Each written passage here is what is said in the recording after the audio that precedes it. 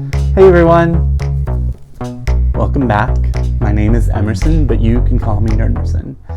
That last video was kind of a downer, wasn't it? So this week I thought, I took some time off. I wanted to de-stress and unplug and get back to things that bring me joy and hopefully kind of share that with you all.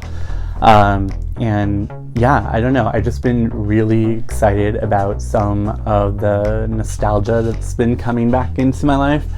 And I think it's, I think it's interesting. I want to share it. So today we're going to talk about toys. So yeah, I am most excited about two kinds of things, I guess. The Barbie's kind of older and we'll go into that a little bit, but right now this is actually a special edition She-Ra that came out a little while ago. She's still got the twist action, and she was made to look a little bit more like the cartoons versus the She-Ra dolls that came out. I'll probably post a picture over here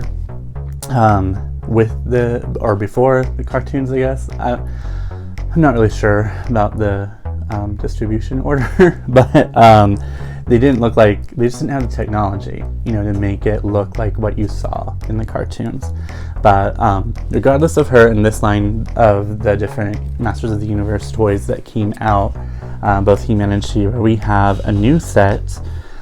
So far, I've only been able to get Skeletor, Skelly, as Lou and I like to call him, and he is way more articulated, these versions, than the previous ones, the reproductions or the old-fashioned ones. So even though they're designed to look just like the old ones, they're actually have a little bit more new toy technology. So I'm currently scouring all over. I was really lucky that Lou was able to find Skelly today, and just thought I would share him. So that's kind of one franchise reboot nostalgic thing that's come back into my life that I'm excited about. The next thing is this guy right here, Tenderheart Bear. The whole Care Bears, they're kind of redoing them in a vintage look, but an updated kind of feel. There's probably going to be a new cartoon or something coming. I don't know, but I just saw these and was like, I have to get them. I've been searching and searching for Tenderheart. He was my favorite character. I think, from what I remember, I don't know, I think I actually probably liked the raccoon when we got into the Care Bear cousins, because my last name is Coon, and so I just always made that association with raccoons. Anyway, in the main series, and kind of what I think of Tenderheart now is he's kind of the leader of the main core of Care Bears, as far as I remember. And he's the most compassionate one. He's tender-hearted, and he empowers others to care by caring himself. So I just thought he was most appropriate for my kind of, idolatry or iconography to associate with, and so he's now at least my favorite. We couldn't just stop at him. In fact, he took longer to find than some of the others. So we got Grumpy Bear and Cheer Bear.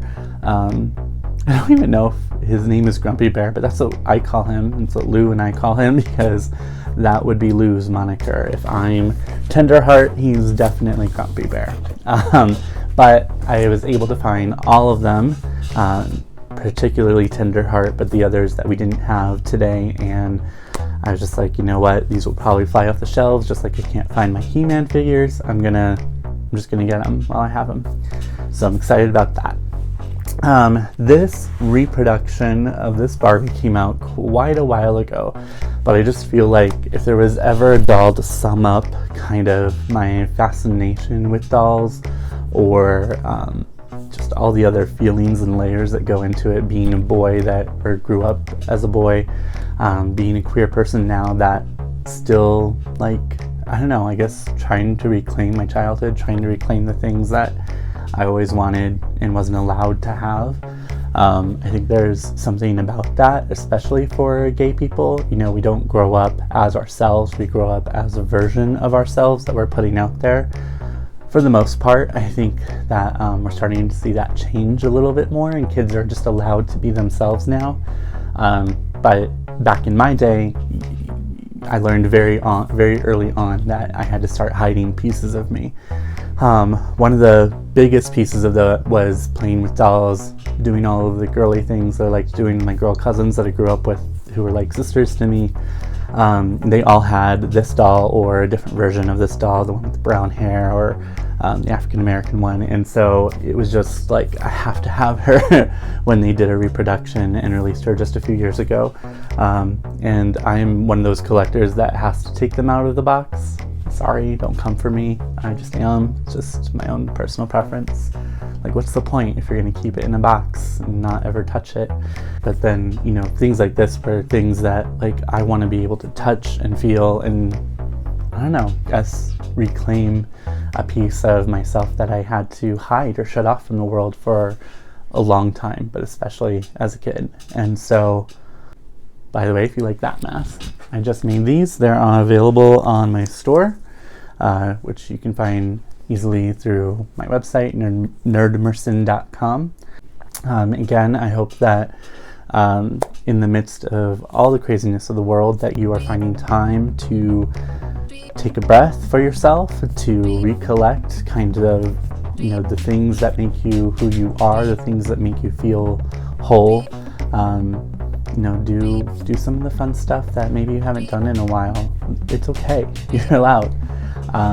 You know, there's a lot of fight still left that we all have and that we will carry on. But in the meantime, I hope to be a source of inspiration and a safe place where you can come and nerd out with me again about all things nerdy and queer. And yeah, I think I'm just going to leave it there, y'all. Thank you, and take care of yourselves. I love you all. Talk to you next time.